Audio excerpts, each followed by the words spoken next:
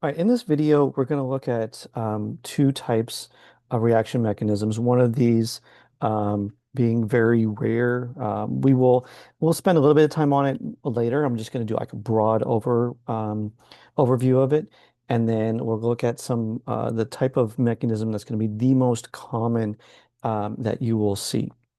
So the rare one, just to kind of get it out of the way, we're going to look at what are called radical reactions. These are kind of rare. Okay, because for the most part, and I've talked a little bit about this, radicals um, are chemical species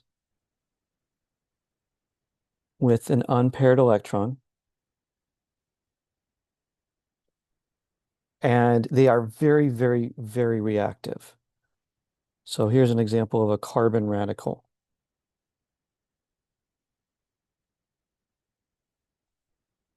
Now, what makes these reaction mechanisms kind of interesting is that they usually deal with moving one electron per arrow.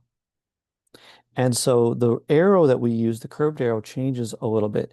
We use these fish hook arrows for single electron movement. So a radical, if it wanted to move an electron, we would use a fish hook arrow versus say if we were going to move a lone pair, we used a regular double-headed arrow.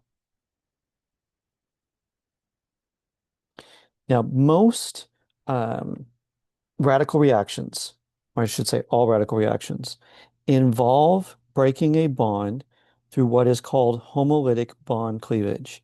What that is when a bond gets broken, one atom of the bond gets one electron, and one atom of the bond gets the other electron in that bond. We end up with a couple of radicals. So again, that's called homolytic bond cleavage. Now, as opposed to the much, much more common bond breaking, where one atom gets all the electrons of the bond and the other one's left deficient.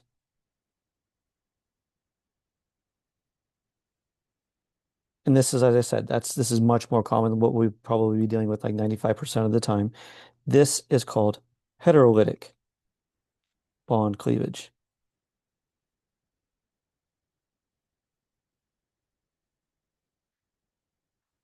Now, radical reactions generally occur in three steps.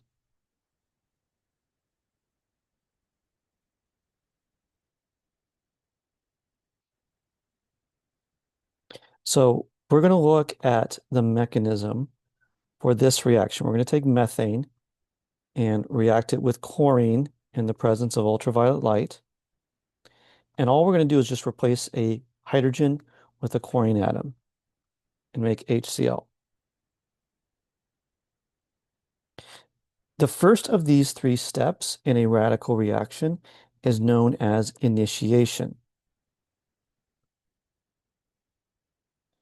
And this can be defined as forming two radicals from a non-radical. So what happens here is that chlorine-chlorine bond can be homolytically cleaved by ultraviolet light. So I'm going to take one electron from this bond, give it to one chlorine. I'm going to take the other electron in that bond, give it to the other chlorine. So this is still a bond breaking. It's just one electron goes to each atom of the bond. And we end up with two chlorine radicals. Okay, but regardless, an initiation step is we're forming two radicals, that's what we see here, from a non-radical, something that doesn't have unpaired electrons. The next step in a radical mechanism are known as propagation steps. Okay, and as the name kind of implies, this is the step that keeps on generating radicals. So any propagation step is going to involve a radical reacting with a non-radical to form a different radical and different non-radical. So we're going to take one of those chlorine radicals that we just made in the previous step, and we're going to react it with methane.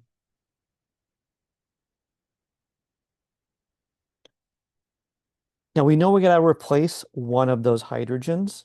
So here's how we're going to get rid of one of them. We're going to take a carbon hydrogen bond here and we're going to homolytically cleave it. This is a radical mechanism. That's the type of bond breaking we're going to show. So one electron is going to go to the carbon. The other one is going to go to form a bond with the chlorine radical. Notice what I'm showing there. This right here is showing the formation of a bond between chlorine and hydrogen. And this here is showing the homolytic bond breaking between the hydrogen and the carbon. So now we have chlorine bonded to hydrogen,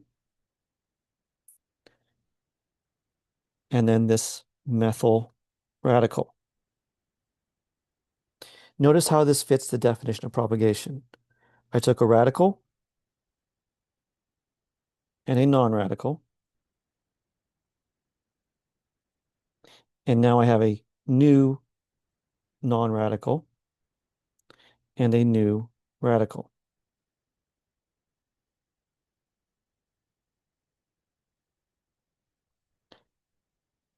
Now there's usually, two propagation steps. So I'm going to turn around, I'm going to take that new radical I just made,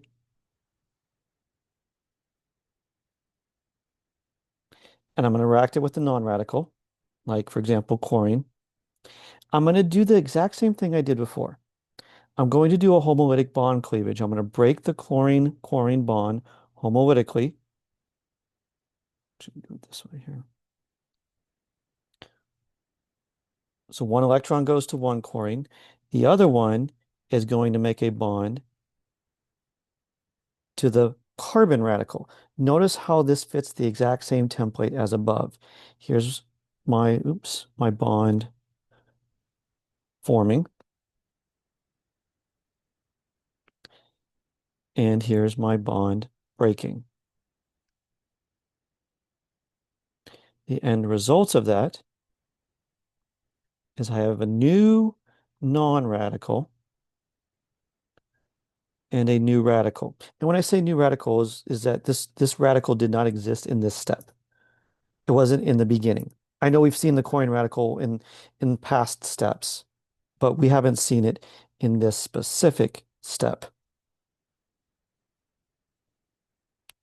And then finally, the last step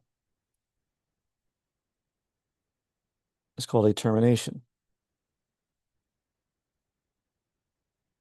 This can be defined as two radicals combine to form a non-radical. And this is kind of a very, I don't want to say rare step. It happens at a very, very, very low concentration because the radicals are so reactive. They'll be used up typically. And this happens maybe every now and then, but you can take any two radicals that you have made in these first in the initiation and the propagation step and put them together to make a termination step. Like for example, I can take two chlorine radicals and make a bond between them, and now I have a non-radical.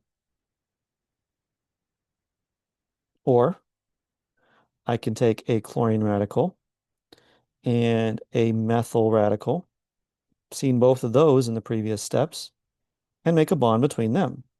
Notice like um, this template here in each of these, and now I have a new bond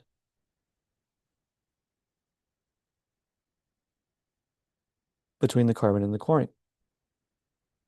Or another one, is I could take two methyl radicals,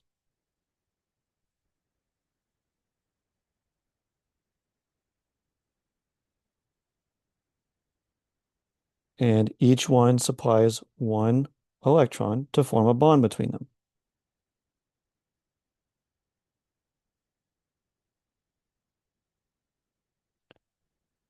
Right?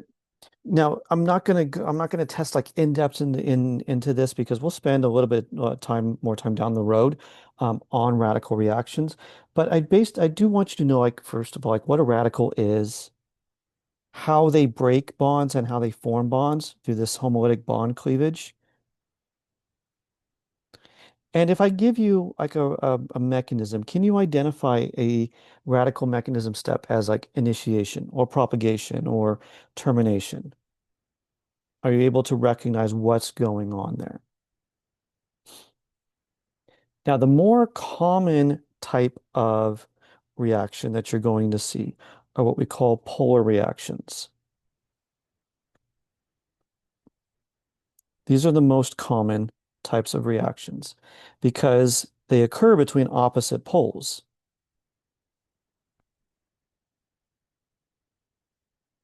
And I'm not talking about magnetic poles, I'm talking about like electronic charges.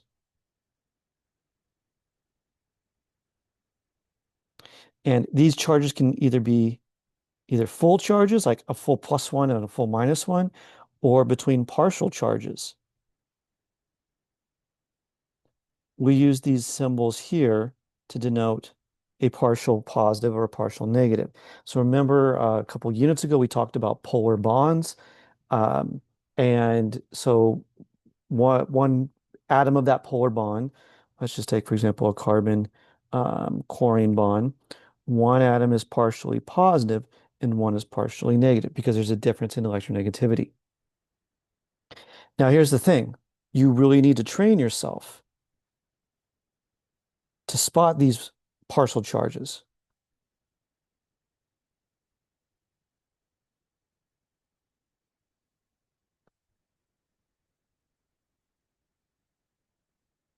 Because I'm not gonna, when I draw the structure of a compound, if I put something on an exam or a homework, I'm not drawing in the positive char the partial charges for you. If they're supposed to be like full positive or full negative, plus one, minus one, then yes, that will be obvious. You'll see those there. But um, for a compound like, for example, um, CH3Cl, that's how you'll probably see it on an exam. I'm not going to show you that the carbon is partially positive and the chlorine is partially negative. Now, this brings me to two super important terms that form the foundation of all like polar mechanistic steps. And that's something we call an electrophile and something we call a nucleophile. So I want you to think about those two terms, electrophile. What do you think that means? Well, that's something that wants electrons. Well, what kind of chemical species want electrons? Something that's positive, either something that has a full plus charge or a full or partial plus charge, like this compound. So here we have an electrophile. We use this symbol E plus a lot.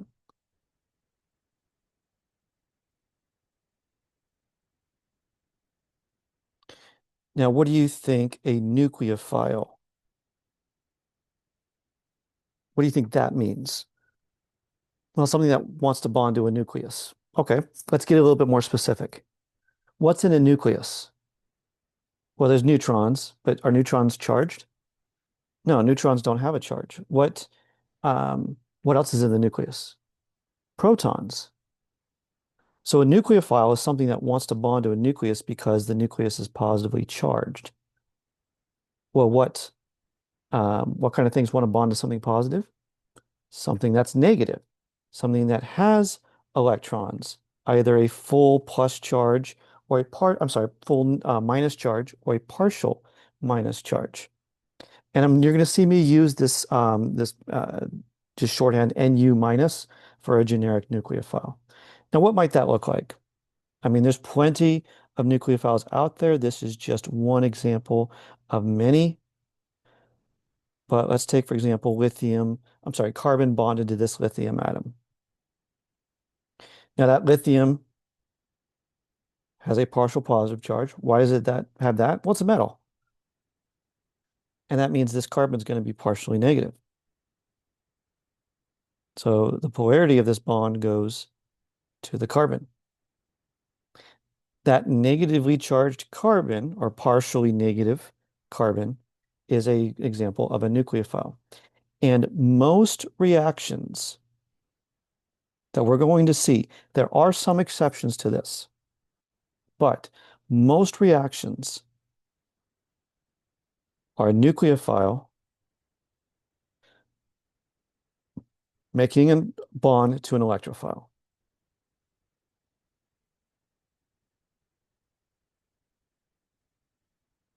Let's look at an example of this. Let's take CH3Cl and react it with Cn minus. One of the things you need to get really good at as soon as possible is identifying what's the nucleophile, what's the electrophile, what's the negative thing, what's the positive thing. Okay, well, in this example here, Cn minus, I mean, that kind of jumps out. There's your full negative charge. Here's our nucleophile. Now, what is our electrophile? What is the thing on the other reactant that is positive or partially positive? You say, well, how do I recognize that? Well, you got a highly electronegative atom there, right? You got a chlorine. This is forming a polar bond between carbon and chlorine. That carbon is partially positive. So I'm going to form a bond between something that has electrons and something that wants those electrons. The Cn minus will make a bond to that carbon.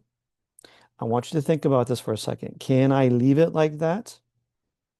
Is this the product of this reaction? No, I got way too many bonds around this carbon right here. So I'm forming a bond between the nucleophile and this electrophile.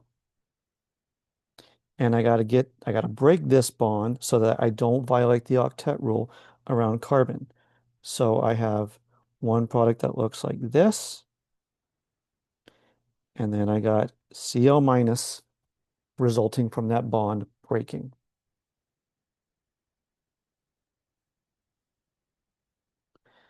Now, if you look at what is happening here, something has electrons and something wants electrons. Something donates electrons, something accepts those electrons. What do we call that? That's a Lewis acid-base reaction.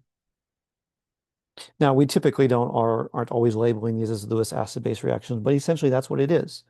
The forming of a bond between a nucleophile and an electrophile is the donating and accepting of electrons. So whenever you look at a reaction,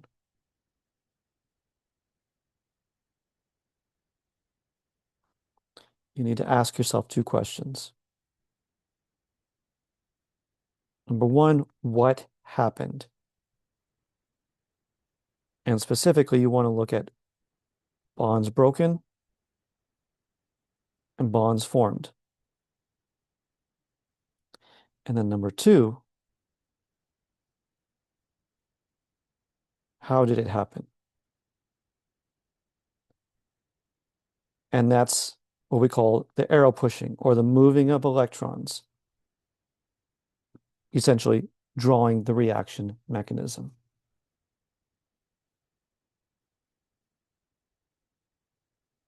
Now, let's talk a little bit about how you can recognize nucleophiles and electrophiles. This is a very important skill. You must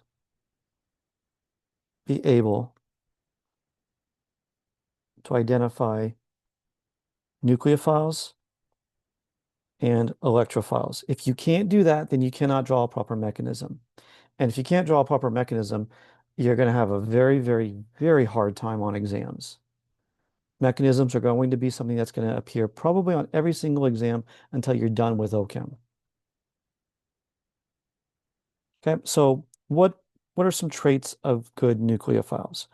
We've already kind of highlighted, you know, these are things that have negative charges or some sort of negative character to them. So they have a negative charge or a partial negative charge. Okay, well, how do you recognize that? Well, maybe for example, a carbon bonded to a metal. Okay, I'll just put CH3 here, but any carbon bonded to a metal because that carbon is partially negative. Well, maybe the carbon will just have a full negative charge, what we call a carbanion. Okay, but not just carbons, other atoms can have negative charges as well, like oxygen or sulfur or halogens. I'm going to use X minus, that's our generic halogen symbol.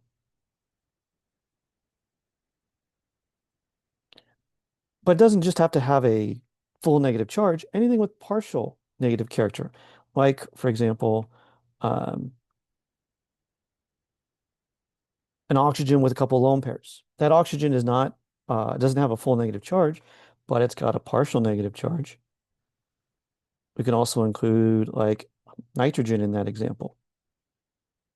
That nitrogen's got a partial negative charge.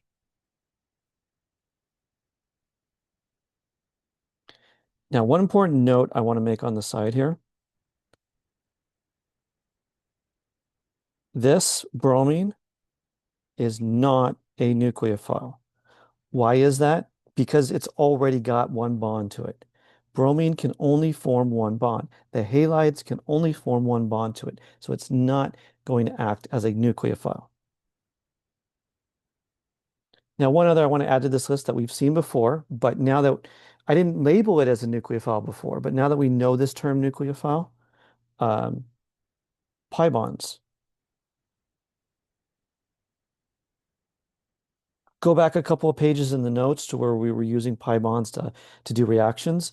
You notice that we were the pi bond is something that has electrons, and it was making a bond to something that wanted those electrons.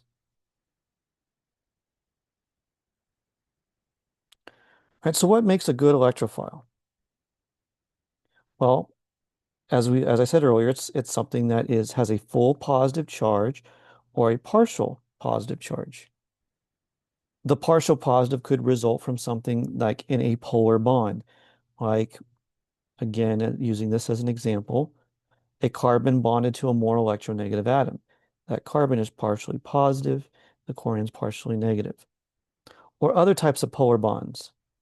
Carbonyls are going to be very common electrophiles because that carbon is partially positive, the oxygen's partially negative. Now, carbons with full positive charges, very good electrophiles. What we call these carbocations, and we're going to see those quite a bit in our organic chemistry career. All right, so again, I want to highlight you have to be able to identify something as a nucleophile or an electrophile. Because if you don't know where the electrons are coming from and where they're supposed to go, you're not going to be able to draw a proper mechanism. And in the next video, we're going to look at some of the most common patterns that we see in reaction mechanisms.